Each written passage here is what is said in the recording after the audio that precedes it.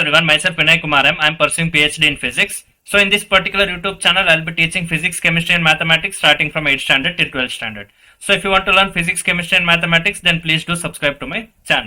Till now, I was actually discussing the 9th chapter of 9th standard science subject, which was on gravitation. So I have covered most of the topics which were there in this particular chapter in my previous videos. So you can refer those videos to understand gravitation chapter more better.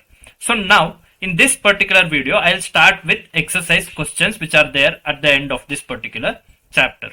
So coming to the exercises which is there in this particular gravitation chapter, in that, coming to the first question, here in the first question they have asked how does the force of gravitation between two objects change when the distance between them is reduced to half.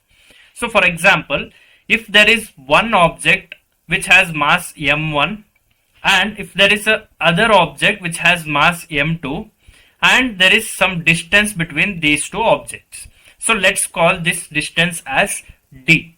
So now if this distance is reduced by half, if this distance is reduced to half, that means if the distance is reduced by half, for example, if 10 kilometer is the distance, then if it is reduced to 5 kilometer. So then what might be the gravitational force? So how many times the gravitational force increase or decrease when the distance is reduced? So for that we have to look for the universal law of gravitation. So from universal law of gravitation we have got an equation for gravitational force, that is F is equal to capital G, this is the universal constant, into m1 into m2 divided by d square. So this is one equation which we have got. So let us call this as force 1 when the distance was equal to d. So that's why I have taken d square in the denominator. So this is force F1. Now in the second case, distance is reduced by half. So that means the new distance. So for example, if this is the distance d, then the new distance, so new distance is equal to d by 2 because the distance is reduced by half. So that's why new distance will be equal to d by 2. So what will be the new force? So the new force will take that as F2 will be equal to G into mass will be constant. So M1 into M2 will be there. So in the place of D, I can take D by 2 square.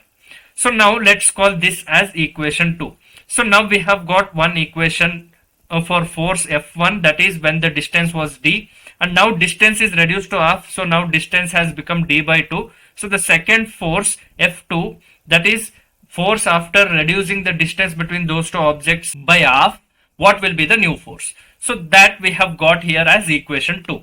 So now we will divide F2 divided by F1. So F2 is the new force, F1 is the old force. So what is F2? So here we are dividing equation 2 by equation 1.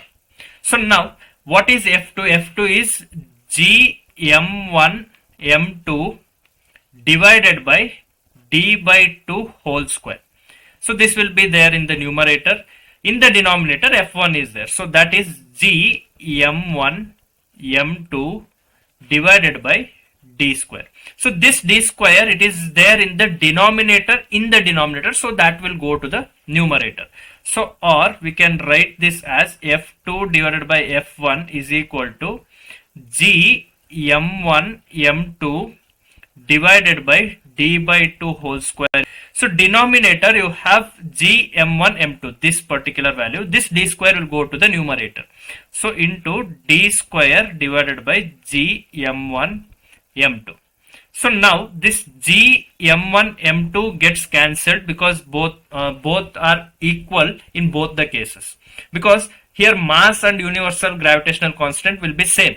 So that's why G m1 m2 and G m1 m2 had got cancelled. So now you have d square divided by d by 2 whole square. So now you have F2 divided by F1 is equal to d square divided by d by 2 whole square. So this will be equal to d square by d square divided by 2 square, because this particular whole power 2 will be applied for both d and for 2. So that's why it will be d square by 4. Again, this 4 is in the denominator, so it will go to the numerator. So F2 divided by F1 is equal to d square into 4 will be in the numerator, d square will be in the denominator only. So now this d square gets cancelled with each other. So now F2 by F1 is equal to 4. Now if you bring this F1 to RHS, then it will become into F1. So F2 will be equal to 4 into F1. So what that does this particular equation suggest? So that means old force multiplied with 4 will give you the new force. That means here 4 times force has increased. So that means when distance is reduced by half, so that means when distance is reduced by half, so distance is reduced by half, so force will be increased by 4 times. So now force, the new force will be increased by 4 times. So that is what this particular equation is telling you. So F2 is the new force, F1 is the old force. So when distance was reduced to half, the force has increased by 4 times. So coming to the second question, here there are two objects. Let's say there are two objects. One is heavy object and one is light object. So let us take one iron ball and let us take one feather. So in this question, if you consider two different objects, for example, if you consider iron ball and a feather, so let's say this as a bird's feather. So now both of them are allowed to make a free fall, then which will reach early to the Earth's surface. So now scientists have done lot of experiment on this particular topic. They have created complete vacuum in a particular room. So if this is a room, they have created complete vacuum in this particular room. So what do you mean by vacuum? Vacuum means there will be no air or no elements will be present in that particular atmosphere. So such kind of atmosphere was created, such kind of vacuum was created inside a particular room. And there was one iron ball and one bird's feather, and both of them were left together. So when both of them were left together, both of them took same amount of time to reach the ground.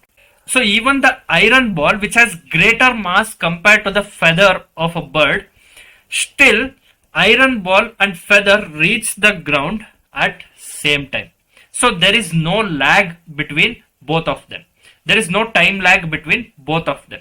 So for example, if iron ball took 3 seconds to reach the surface of this particular room, the ground of this particular room, then feather also took 3 seconds to reach the ground of this particular room. So 3 seconds is just an example.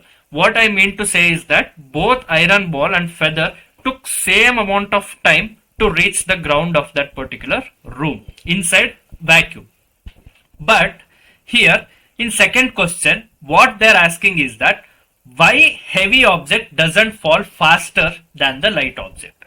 Because always remember, the acceleration due to gravity which will be acting on the object is equal to 9.8 meter per second square on Earth's surface. So this is acceleration due to gravity on Earth's surface.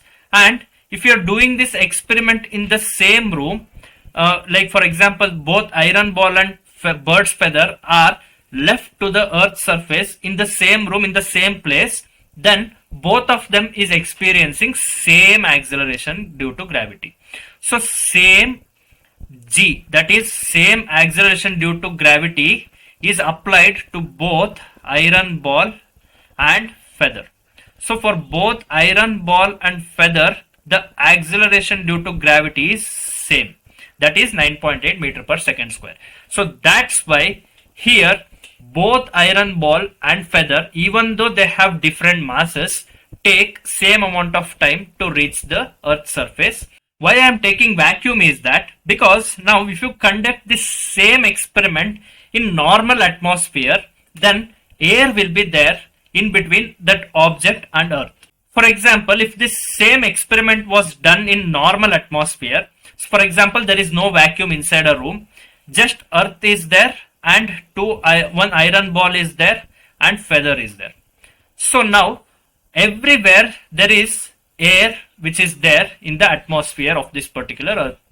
So now in this condition, if you leave this iron ball and feather together, then air resistance will be more for this particular bird's feather. So bird's feather experiences more air resistance. So bird's feather experience more air resistance. So air resistance will be more for bird's feather. But whereas if you consider this particular iron ball has greater mass compared to bird's feather. Because iron ball has greater mass compared to bird's feather, it can easily overcome the air resistance faster than the bird's feather. So that's why iron ball will reach first where bird's feather reach the earth's surface slowly. Because bird's feather will experience more air resistance compared to iron ball because iron ball has more mass compared to bird's feather. But if this experiment is done in vacuum, if this particular experiment is done in vacuum, then there is no air resistance. So in vacuum, air resistance is not there. Hence, both of them take same amount of time to reach the surface. But in normal atmosphere, air resistance will be there. Hence, bird's feather take a lot of time to reach Earth's surface, where iron ball takes less amount of time to reach the Earth's surface compared to bird's feather. So that's why in vacuum, if you do this particular experiment, then both of them take same amount of time because acceleration due to gravity is same for both the objects. So now, what can be the answer for this second question? You can simply tell that acceleration due to gravity which applied on both heavy object and the light weighted object is same. Hence, both of them take same amount of time to reach Earth's surface, provided that vacuum should be there. There should not be any air resistance. Coming to the third question, here they have given a problem. So what is the magnitude of a gravitational force? So here you should actually calculate the magnitude of gravitational force, where they have given one particular object which is just lying on the Earth's surface. So if you consider this as Earth, and on this Earth's surface one particular object is lying like this, and mass of this particular object is 1 kg, and this is the center of Earth, and there is radius for this particular Earth as well. So now here radius of Earth is given as 6.4 into 10 power 6 meter, and this acts as the distance between these two objects, because always gravitational force between any two massed objects will be with respect to their centers. So that's why you should consider the center of Earth to the center of that particular massed object. Here this particular object is very small, so that's why we just consider that as a point object, and the mass compared to Earth's mass. So compared to Earth's size, the size of that particular object is very small, so that's why the radius of this particular massed object is ignored, and we only consider radius of Earth, that is 6.4 into 10 power 6 meter. So this will be acting as the distance between these two objects. Now the mass of Earth is given as, so mass of Earth is given as 6 into 10 power 24 kg, and radius is 6.4 into 10 power 6 meter, and mass of this particular object is equal to 1 kg. So now you have all the parameters, you can straight away calculate the gravitational force.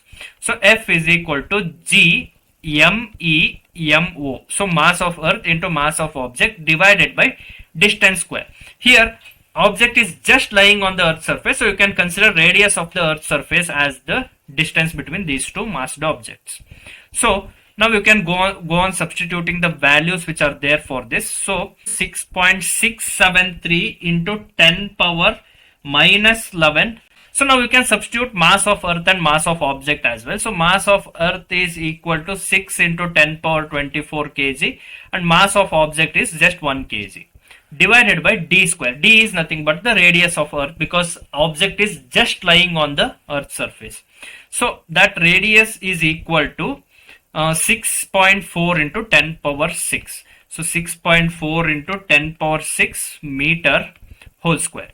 So I'll just go to the new slide. So F is equal to 6.673 is there, into 6 is there, divided by 6.4 whole square is there, and 10 power 6 whole square will also be there, so that will be 10 power 12. So here what I am doing is that 6.4 into 10 power 6 whole square is there, so this square will be applied for 6.4 and this particular square will be applied for 10 power 6 as well. So now 6.4 whole square, 10 power 6 whole square, so that is 10 power 6 into 2, so that is 10 power 12. So in the numerator you have 10 power minus 11 and 10 power 24. So 10 power minus 11 into 10 power 24 is there. So if you bring this 10 power 12 to numerator, then it will be 6.673 into 6 divided by 6.4 into 6.4, because 6.4 square is there. 6.4 into 6.4 into 10 power minus 11. Here 10 power 24 is there, and 10 power 12, if it goes to numerator, it will become 10 power minus 12. So here base is same, so you can just add the exponents. So f is equal to 6.673 into 6.6 divided by 6.4 square is there, into 10 power minus 11 plus 24 minus 12. So 24 minus 12 is plus 12. So plus 12 minus 11 is plus 1. That's it. So that is just 10. So f is equal to 6.673 into 6 into 10 divided by 6.4 into 6.4. So now when you solve this particular values, then approximately you will get 9.8, and SI unit of force is Newton. So 9.8 Newton is the gravitational force which is acting between this 1 kg massed object and Earth, where this object is just lying on the Earth's surface. So 9.8 Newton is the answer for this third question. Coming to the fourth question, here Earth is there and around this Earth Moon is revolving. So now here gravitational force is acting between Earth and Moon. So now Earth is also exerting gravitational force on Moon, and Moon is also exerting gravitational force on Earth.